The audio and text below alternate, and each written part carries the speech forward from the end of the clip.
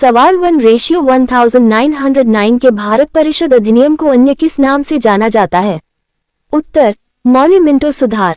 सवाल 2:1909 के सुधारों के समय लॉर्ड मौली किस पद पर आसीन थे?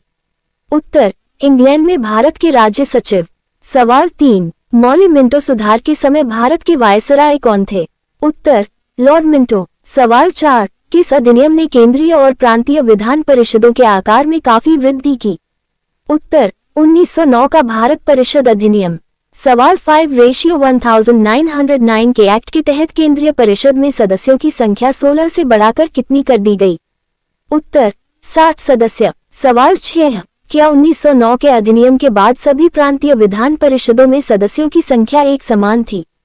उत्तर नहीं, उनकी संख्या एक समान नहीं थी। सवाल 7:1909 के अधिनियम के अनुसार केंद्रीय परिषद में किस पक्ष का बहुमत बनाए रखा गया? उत्तर सरकारी सदस्यों का। सवाल 8 किस स्तर की परिषदों में गैर सरकारी सदस्यों के बहुमत की अनुमति दी गई थी? उत्तर प्रांतीय विधान परिषदों में। सवाल 9:1909 के एक्ट ने विधान परिषदों के चर्चा कार्यों का विस्तार कर उन्हें कौन से नए अधिकार दिए? उत्तर अनुपूरक प्रश्न पूछना और बजट पर संकल्प रखना। सवाल 10 किस अधिनियम के अंतर्गत पहली बार किसी भारतीय को वायसराय और गवर्नर की कार्य परिषद के साथ एसोसिएशन बनाने का प्रावधान किया गया?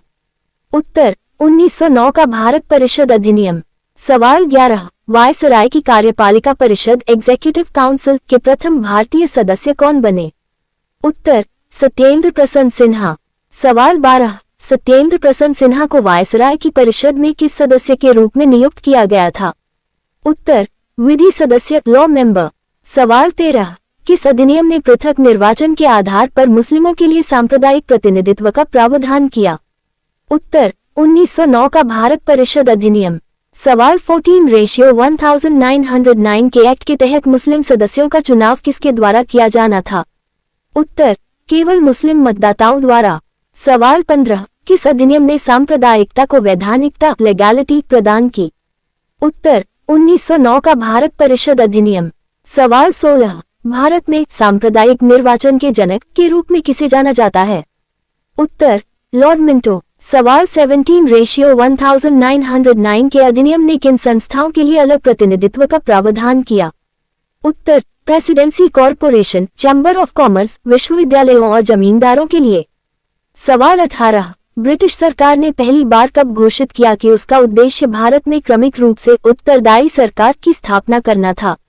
उत्तर 20 अगस्त 1917 को। सवाल 1 भारत शासन अधिनियम 1919 कब से लागू हुआ? उत्तर 1921 से। सवाल 2:1919 के अधिनियम को अन्य किस नाम से जाना जाता है? उत्तर मॉन्टेग्यू चेम्सफोर्ड सुधार। सवाल 3 मॉन्टेग्यू चेम्सफोर्ड सुधार के समय भारत के राज्य सचिव कौन थे? उत्तर एडविन मॉन्टेग्यू। सवाल 4:1919 के सुधारों के समय भारत के वायसराय के पद पर कौन तैनात थे? उत्तर लॉर्ड चेम्सफोर्ड। सवाल 5:1919 के अधिनियम ने केंद्रीय नियंत्रण कम करने के लिए क्या कदम उठाया?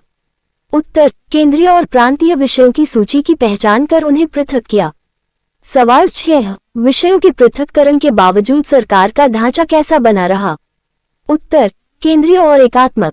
सवाल 7 किस अधिनियम ने प्रांतीय विषयों को पुनः 2 भागों में विभक्त किया? उत्तर भारत शासन अधिनियम 1919। सवाल 8 प्रांतीय विषयों को किन 2 श्रेणियों में बांटा गया था? उत्तर हस्तांतरित ट्रांसफर्ड और आरक्षित रिजर्व्ड। सवाल 9 हस्तांतरित विषयों पर गवर्नर किसकी सहायता से शासन करता था?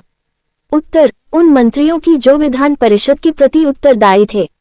सवाल 10 आरक्षित विषयों पर गवर्नर किसके माध्यम से शासन करता था? उत्तर कार्यपालिका परिषद एग्जीक्यूटिव काउंसिल की सहायता से। सवाल 11 क्या आरक्षित विषयों के शासन के लिए गवर्नर विधान परिषद के प्रति उत्तरदायी था? उत्तर नहीं। सवाल 12 शासन की इस दोहरी व्यवस्था हस्तांतरित और आरक्षित को क्या नाम दिया गया? उत्तर द्वैध शासन ट्याकी। सवाल 13 द्वैध ट्याकी शब्द किस यूनानी शब्द से व्युत्पन्न है? उत्तर डायआर्की डियाश। सवाल 14 क्या 1919 के एक्ट द्वारा शुरू की गई द्वैध शासन व्यवस्था सफल रही? उत्तर नहीं, ये काफी हद तक असफल रही। सवाल 15, किस अधिनियम ने देश में पहली बार द्विसदनीय व्यवस्था और प्रत्यक्ष निर्वाचन शुरू किया? उत्तर 1919 का भारत शासन अधिनियम। सवाल 16, भारतीय विधान परिषद के स्थान पर किन दो सदनों का गठन किया गया? उत्तर राज्यसभा उच्च सदन और लोकसभा निचला सदन। सवाल 17, द्विसदनीय व्यवस्था में दोनों सदनों के बहुसंख्यक सदस्यों का चयन कैसे किया जाता था? उत्तर प्रत्यक्ष निर्वाचन के माध्यम से। सवाल 18:1919 के एक्ट के अनुसार वायसराय की कार्यकारी परिषद के 6 सदस्यों में से कितने भारतीयों का होना अनिवार्य था? उत्तर 3 सदस्यों का। सवाल 19, वायसराय की परिषद में कौन सा पद भारतीयों के लिए आरक्षित नहीं था? उत्तर कमांडर इन चीफ का पद। सवाल 20:1919 के अधिनियम ने सांप्रदायिक आधार पर पृथक निर्वाचन का विस्तार किन समुदायों तक कर दिया? उत्तर सिखों, भारतीय ईसाइयों, आंग्ल भारतीयों और यूरोपियों के लिए। सवाल 21:1919 के कानून ने मताधिकार का आधार क्या तय किया? उत्तर संपत्ति, कर या शिक्षा। सवाल 22, क्या 1919 के एक्ट के तहत सभी भारतीयों को मताधिकार प्राप्त था? उत्तर नहीं, केवल सीमित संख्या में लोगों को। सवाल 23, लंदन में भारत के उच्चायुक्त हाई कमिश्नर के कार्यालय का सृजन किस एक्ट द्वारा किया गया? उत्तर 1919 का भारत शासन अधिनियम। सवाल 24, भारत सचिव द्वारा किए जा रहे कुछ कार्यों को किसे स्थानांतरित कर दिया गया? उत्तर भारत के उच्चायुक्त को। सवाल 25, लोक सेवा आयोग के गठन का प्रावधान किस अधिनियम में किया गया था? उत्तर 1919 का भारत शासन अधिनियम। सवाल 26, सिविल सेवकों की भर्ती के लिए केंद्रीय लोक सेवा आयोग का गठन कब किया गया? उत्तर 1926 में। सवाल 27, किस अधिनियम ने पहली बार केंद्रीय बजट को राज्यों के बजट से अलग कर दिया? उत्तर 1919 का भारत शासन अधिनियम। सवाल 28:1919 के एक्ट के तहत राज्य विधानसभाओं को कौन सा नया अधिकार दिया गया? उत्तर अपना बजट स्वयं बनाने का अधिकार। सवाल 29:1919 के अधिनियम के कार्यों की जांच के लिए कितने वर्ष बाद वैधानिक आयोग के गठन का प्रावधान था? उत्तर 10 वर्ष बाद। सवाल 30, वैधानिक आयोग का मुख्य कार्य क्या निर्धारित किया गया था? उत्तर अधिनियम की जांच कर अपनी रिपोर्ट प्रस्तुत करना। सवाल 1, ब्रिटिश सरकार ने साइमन आयोग के गठन की घोषणा कब की? उत्तर नवंबर 1927 में, निर्धारित समय से 2 वर्ष पूर्व। सवाल 2, साइमन आयोग का मुख्य उद्देश्य क्या था? उत्तर नए संविधान में भारत की स्थिति का पता लगाना। सवाल 3, 7 सदस्यीय वैधानिक आयोग साइमन आयोग का नेतृत्व किसने किया था? उत्तर सर जॉन साइमन। सवाल 4, भारत के सभी राजनीतिक दलों ने साइमन आयोग का बहिष्कार क्यों किया? उत्तर क्योंकि इसके सभी सदस्य ब्रिटिश गोरे थे। सवाल 5, साइमन आयोग ने अपनी रिपोर्ट किस वर्ष पेश की? उत्तर 1930 में। सवाल 6, साइमन आयोग ने किन मुख्य व्यवस्थाओं को जारी रखने या लागू करने की सिफारिश की थी? उत्तर द्वैत शासन प्रणाली, राज्य में सरकारों का विस्तार, ब्रिटिश भारत की संघ की स्थापना एवं सांप्रदायिक निर्वाचन व्यवस्था। सवाल 7, साइमन आयोग के प्रस्तावों पर विचार करने के लिए ब्रिटिश सरकार ने कितने गोलमेज सम्मेलन आयोजित किए? उत्तर 3 गोलमेज सम्मेलन। सवाल 8, गोलमेज सम्मेलनों में हुई चर्चा के आधार पर सुधारों का कौन सा दस्तावेज तैयार किया गया? उत्तर संवैधानिक सुधारों पर एक श्वेत पत्र, व्हाइट पेपर। सवाल 9, श्वेत पत्र के सुझावों पर विचार करने के लिए इसे किसके समक्ष रखा गया? उत्तर ब्रिटिश संसद की संयुक्त प्रवर समिति के समक्ष। सवाल 10, साइमन आयोग और श्वेत पत्र की सिफारिशों को संशोधनों के साथ किस अधिनियम में शामिल किया गया? उत्तर भारत परिषद अधिनियम 1935। सवाल 11, अगस्त 1932 में अल्पसंख्यकों के प्रतिनिधित्व पर एक योजना की घोषणा किसने की? उत्तर ब्रिटिश प्रधानमंत्री रैमजे मैकडॉनल्ड। सवाल 12, अल्पसंख्यकों के लिए घोषित इस नई योजना को किस नाम से जाना गया? उत्तर कम्युनल अवार्ड या सांप्रदायिक अवार्ड।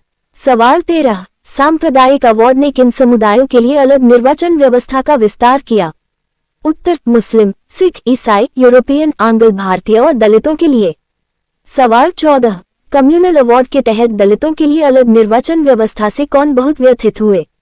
उत्तर महात्मा गांधी। सवाल 15, गांधी जी ने अवार्ड में संशोधन के लिए कहां अनशन प्रारंभ कर दिया? उत्तर पुणे की अरवदा जेल में। सवाल 16, कांग्रेस नेताओं और दलित नेताओं के बीच हुए समझौते को किस नाम से जाना गया? उत्तर, पूना समझौता, पूना पैक्ट। सवाल 17, पूना समझौते का मुख्य परिणाम क्या रहा? उत्तर, संयुक्त हिंदू निर्वाचन व्यवस्था को बनाए रखा गया और दलितों के लिए स्थान आरक्षित कर दिए गए। सवाल 1, भारत शासन अधिनियम 1935 में कितनी धाराएं और अनुसूचियां थीं? उत्तर, 321 धाराएं और 10 अनुसूचियां। सवाल 2, अधिनियम ने राज्यों और रियासतों को एक इकाई मानकर किसकी स्थापना का प्रावधान किया? उत्तर, अखिल भारतीय संघ। सवाल 3, रेशियो 1935 के अधिनियम के तहत शक्तियों का बंटवारा किन 3 सूचियों में किया गया? उत्तर, संघीय सूची, राज्य सूची और समवर्ती सूची। सवाल 4, संघीय सूची के लिए कितने विषय निर्धारित किए गए थे? उत्तर, 59 विषय। सवाल 5, राज्य सूची में कुल कितने विषयों को रखा गया था? उत्तर, 54 विषय। सवाल 6, समवर्ती सूची दोनों के लिए में कितने विषय शामिल थे? उत्तर, 36 विषय। सवाल 7, अधिनियम के अनुसार अवशिष्ट शक्तियां रेजिजुअरी पावर्स किसे प्रदान की गई? उत्तर, वायसराय को। सवाल 8, संघीय व्यवस्था अस्तित्व में क्यों नहीं आ सकी? उत्तर, क्योंकि देसी रियासतों ने इसमें शामिल होने से इनकार कर दिया। सवाल 9, किस अधिनियम ने प्रांतों में द्वैध शासन व्यवस्था समाप्त कर दी? उत्तर, भारत शासन अधिनियम 1935। सवाल 10, प्रांतों में द्वैध शासन के स्थान पर किस व्यवस्था को शुरू किया गया? उत्तर, प्रांतीय स्वायत्तता। सवाल 11, प्रांतीय स्वायत्तता के तहत राज्यों को अपने दायरे में किस प्रकार के शासन का अधिकार मिला? उत्तर, स्वतंत्र एवं स्वशासी। सवाल 12, गवर्नर के लिए राज्य विधान परिषदों के प्रति उत्तरदायी मंत्रियों की सलाह पर काम करना कब अनिवार्य किया गया? उत्तर, 1935 के अधिनियम द्वारा। सवाल 13, प्रांतों में स्वायत्तता की यह व्यवस्था किस वर्ष लागू की गई थी? उत्तर, 1937 में। सवाल 14, रेशियो 1935 के एक्ट द्वारा शुरू की गई स्वायत्तता व्यवस्था को कब समाप्त कर दिया गया? उत्तर, 1939 में। सवाल 15, किस अधिनियम ने केंद्र में द्वैध शासन प्रणाली के शुभारंभ का प्रावधान किया? उत्तर, भारत शासन अधिनियम 1935। सवाल 16, केंद्र में द्वैध शासन के तहत संघीय विषयों को किन 2 भागों में विभक्त करना था? उत्तर, स्थानांतरित और आरक्षित विषय। सवाल 17, क्या केंद्र में द्वैध शासन संबंधी प्रावधान कभी लागू हो सका? उत्तर, नहीं। सवाल शाम के 6:11 में से कितने राज्यों में द्विसदनीय व्यवस्था बाइकैमरलिज्म प्रारंभ की गई? उत्तर, 6 राज्यों में। सवाल 19, वे 6 राज्य कौन से थे जहां विधान परिषद और विधानसभा बनाई गई? उत्तर, बंगाल, बंबई, मद्रास, बिहार, संयुक्त प्रांत और असम। सवाल 20, रेशियो 1935 के एक्ट ने किन वर्गों के लिए पृथक निर्वाचन व्यवस्था का विस्तार किया? उत्तर, दलित जातियों, महिलाओं और मजदूर वर्ग। सवाल 21, भारत शासन अधिनियम 1858 द्वारा स्थापित किस संस्था को समाप्त कर दिया गया? उत्तर, भारत परिषद, काउंसिल ऑफ इंडिया। सवाल 22, भारत सचिव को परिषद के स्थान पर क्या प्रदान किया गया? उत्तर, सलाहकारों की एक टीम। सवाल 23, रेशियो 1935 के अधिनियम के तहत मताधिकार का विस्तार कितने प्रतिशत जनसंख्या तक हो गया? उत्तर, लगभग 10%।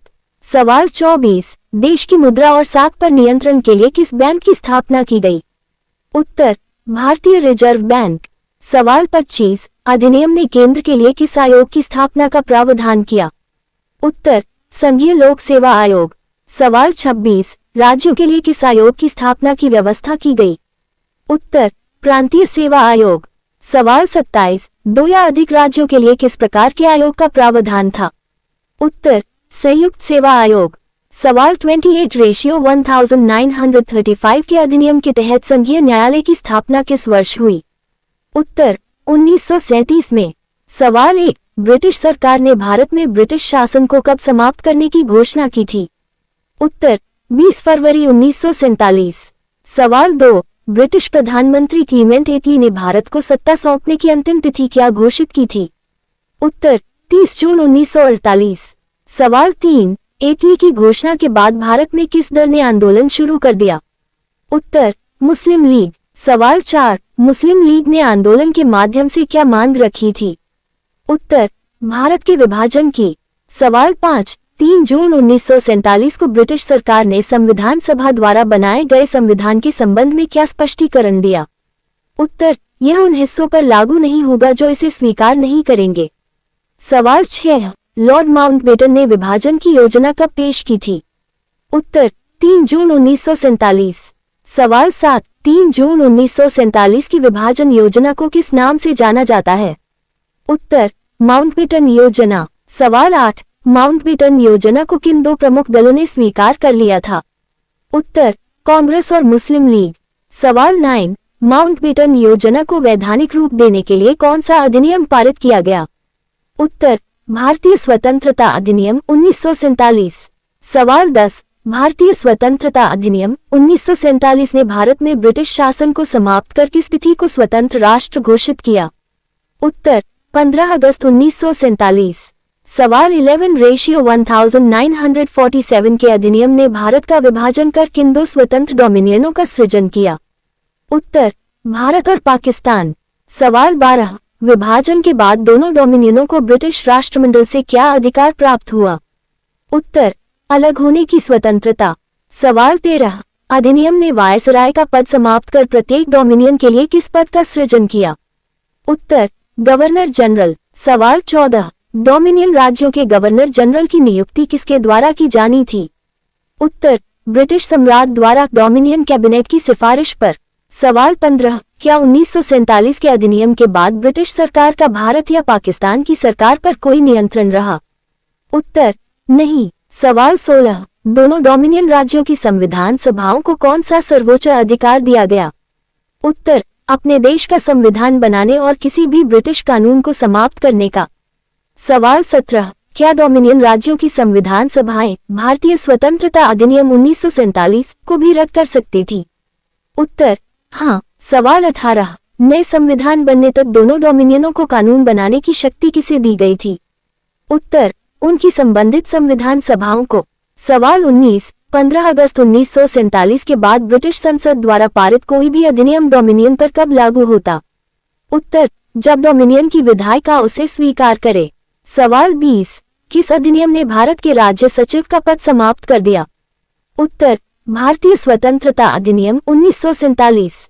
सवाल 21, भारत सचिव की शक्तियां किसे स्थानांतरित कर दी गईं? उत्तर, राष्ट्रमंडल मामलों के राज्य सचिव को। सवाल रात के 10:15 अगस्त 1947 से भारतीय रियासतों पर से किसका प्रभुत्व समाप्त हो गया? उत्तर, ब्रिटिश राजशाही का। सवाल 23, रियासतों के साथ हुए सभी समझौतों और आदिवासी क्षेत्र संबंध समझौतों को कब से समाप्त माना गया? उत्तर, 15 अगस्त 1947 से। सवाल 24, भारतीय रियासतों को क्या विकल्प दिए गए थे? उत्तर, भारत डोमिनियन या पाकिस्तान डोमिनियन में शामिल होना या स्वतंत्र रहना। सवाल 25, नए संविधान के निर्माण तक प्रत्येक डोमिनियन का शासन किस अधिनियम के तहत चलाया जाना था? उत्तर, भारत शासन अधिनियम 1935। सवाल 26, क्या डोमिनियन राज्यों को 1935 के अधिनियम में सुधार या बदलाव करने का अधिकार था? उत्तर, हाँ। सवाल 27, किस अधिनियम द्वारा ब्रिटिश शासक को विधेयकों पर वीटो करने के अधिकार से वंचित कर दिया गया? उत्तर, भारतीय स्वतंत्रता अधिनियम 1947। सवाल 28, ब्रिटिश शासक के स्थान पर विधेयकों को स्वीकार करने का अधिकार किसे दिया गया? उत्तर, गवर्नर जनरल को। सवाल 29, गवर्नर जनरल को किसके नाम पर किसी भी विधेयक को स्वीकार करने की पूरी शक्ति प्राप्त थी? उत्तर, महामहिम ब्रिटिश सम्राट के नाम पर। सवाल 30, अधिनियम के अनुसार भारत के सम्राट एम्परर ऑफ इंडिया शब्द को कहां से समाप्त कर दिया गया? उत्तर, शाही उपाधि से। सवाल 31, भारत के सिविल सेवा पदों पर नियुक्तियों और आरक्षण की प्रणाली को कब समाप्त किया गया? उत्तर, 15 अगस्त 1947 से। सवाल 32, 15 अगस्त 1947 से पूर्व नियुक्त सिविल सेवा सदस्यों को कौन सी सुविधाएं मिलती रहीं? उत्तर, वे सभी सुविधाएं जो उन्हें पहले से प्राप्त थीं। सवाल 33, 14-15 अगस्त 1947 की मध्य रात्रि को भारत में ब्रिटिश शासन का अंत होने पर सत्ता किसे सौंपी गई? उत्तर, दो स्वतंत्र डोमिनियनों भारत और पाकिस्तान को। सवाल 34, स्वतंत्र भारत के प्रथम गवर्नर जनरल कौन बने? उत्तर, लॉर्ड माउंटबेटन। सवाल 35, लॉर्ड माउंटबेटन ने स्वतंत्र भारत के प्रधानमंत्री के रूप में किसे शपथ दिलाई? उत्तर, जवाहरलाल नेहरू। सवाल 36 रेशियो 1946 में बनी संविधान सभा को अंततः किसका दर्जा प्राप्त हुआ? उत्तर स्वतंत्र भारतीय डोमिनियन की संसद का।